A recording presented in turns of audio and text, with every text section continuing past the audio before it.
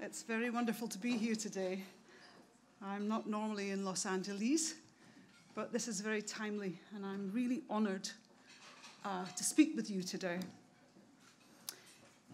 It's a wonderful occasion, and I'm very, very grateful to have this opportunity, as I say, to talk with you this afternoon. Most of you know me as a singer-songwriter, musician person. But quite a few years ago, my life took a very purposeful turn towards a different direction. And if you'll indulge me for a few minutes, I'd like to share with you how this shift came about.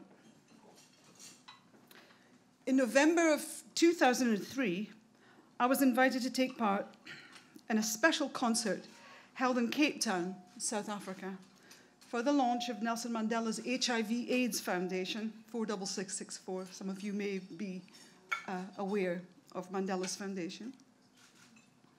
On the day before the event, all the featured artists were asked to join with Mandela at the main exercise yard on Robben Island Prison, where he was scheduled to address a gathering of international press and photographers. Standing in front of his former prison cell, he spoke about the HIV/AIDS pandemic as it was affecting the entire nation of South Africa, a country with the highest rates of HIV infection in the world. Mandela described the situation as a virtual genocide, with thousands of lives being wiped out on a daily basis. To add to this, he emphasized that women were the most vulnerable frontline victims, a fact which to this day seems to be almost invisible in terms of global media coverage and profile. As a woman and mother myself, this invisibility struck a particularly disturbing chord with me. It was, and still is, profoundly distressing to know that the world at large didn't seem to be aware or particularly care about the scale of the appalling tragedy that was taking place in terms of girls' and women's health. A generation of mothers were dying, leaving helpless and vulnerable young children to be raised by grandmothers or taken in by orphanages, or in the worst case scenario, to simply fend for themselves. Women are, after all, the carers, the nurturers, and very often the sole pillars of grassroots communities and broader societies. Women are, after all, half the world, as the book so aptly entitled. Mandela's message deeply troubled me, and I resolved to make a contribution towards making a difference from that moment on. Subsequently, in the years to follow, I bore witness to the ravages of AIDS on visits to hospitals, clinics, orphanages, women's support groups, and rape crisis centers. I started to realize that girls and women living in poverty in so-called developing countries, and in this country too, bear the heaviest burdens with the fewest resources, having to deal with unspeakable hardships, lack of protection, support, or opportunities at every aspect of their lives. It all adds up to the most cruelly continuous global human rights injustice. To illustrate, let me share some facts. Around the world, 1 in 3 women will experience physical or sexual violence in their lifetime. 1 in 3. 603 million women live in countries where domestic violence is not considered a crime. Out of the 757 million adults who cannot read or write, guess what? 2/3 are women. every minute of the day, one girl aged 15 to 24 contracts HIV. In African countries, HIV/AIDS is the cause of the highest mortality rates among women of reproductive age. Think about it. Women and girls account for 72% of human trafficking victims. 39,000 girls become child brides every day, while rape and sexual violence continues to be used as a weapon of war in countries around the world. Now, I know that many of you here are bound to be aware of much of this. I'm quoting the facts to illustrate the level and scale of existing disparity around the globe. And as I read them, it never fails to shock me, every time. Living in Western countries, we can often take the rights and resources we have easily accessed throughout our lives for granted, which is not our fault, but we just don't know. It just results in a kind of easy complacency. We still need to remember with gratitude that over 100 years ago, it took tremendous collective sacrifice to earn the right to vote, thanks for the fearless dedication of the women of the suffragette movement. And while we have a tremendous spotlight right now on women's rights through #MeToo, Time's Up, and the women's movement, the focus is mostly on the rights of women in Western countries, without including the enormous gap that exists for girls and women of the global south. Now, the term feminist has only recently been re-embraced again, back into the zeitgeist. Would you agree? Yes. Applause for feminism. There's a new generation of young women prepared to identify with what feminism really means and represents.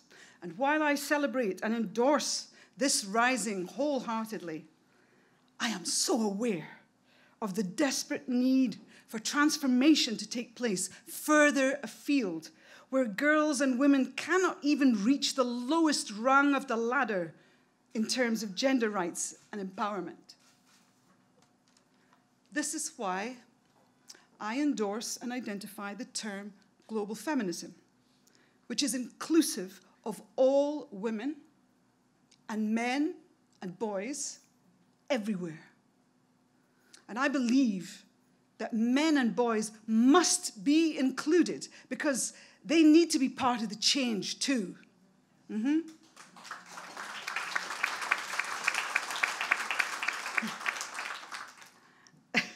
Was that enthusiastic or what? Kind of half-half. The next time I'm going to make you really enthusiastic. You see, if men and boys, from my perspective, are excluded from the dialogue, we're still left with the same old misogyny, abuse, and lack of equality, right? Do you not agree? Yes. Okay.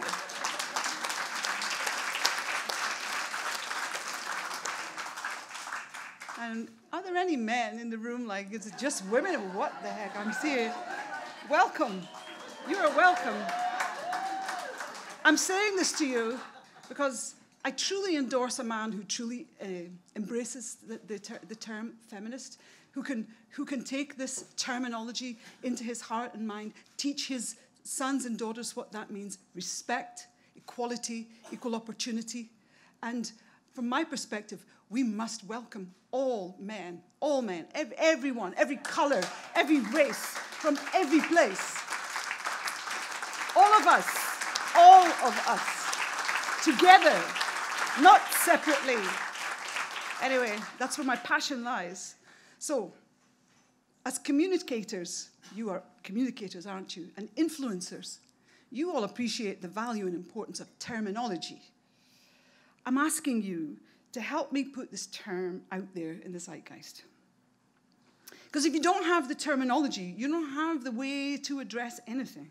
And I think this term is simple, and I think it's inclusive. And I think it's an honourable term, and I think it can help us all to move forwards. So I started a social media campaign. It's called #One Reason Why I'm a Global Feminist. And for a Luddite, that's a very good place to begin.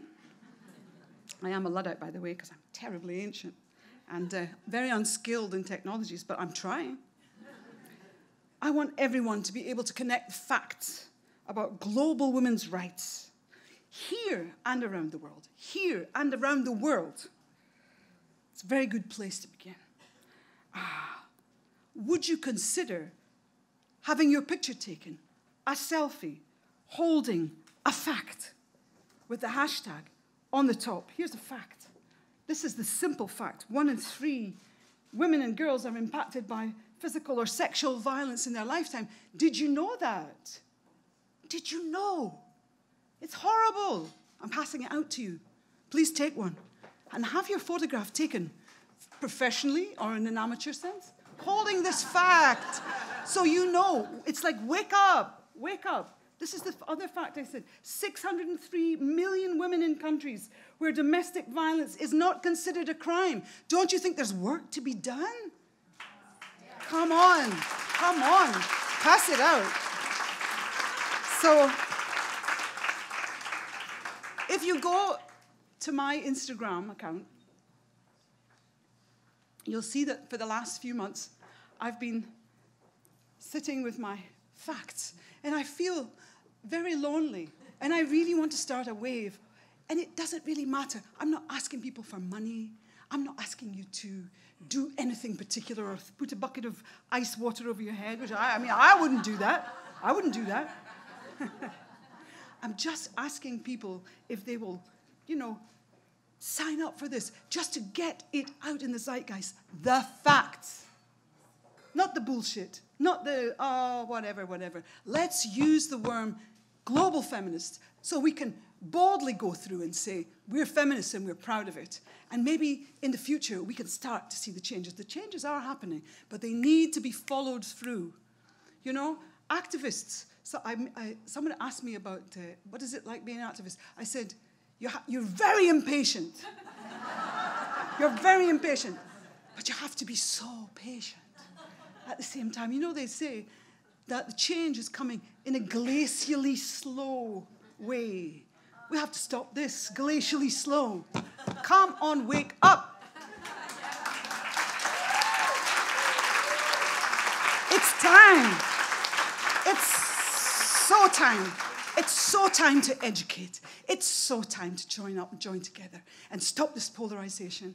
I'm so distressed by the polarization. We all belong in this world together. No matter what is happening in leadership, we belong together. So, I am going to play you a song. Well, actually, I'm going to play you 2 songs.